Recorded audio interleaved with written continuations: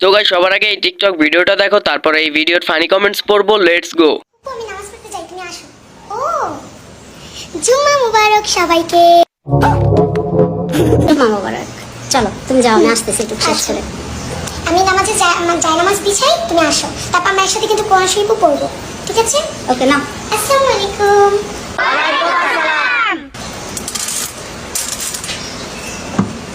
সবাই খুব ভালো থাকবেন।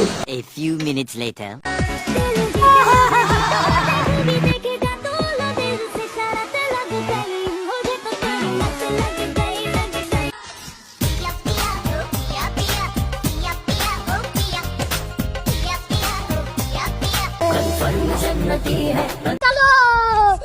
জান্নাত থেকে পালিয়ে আসা ওলিয়া উলিয়া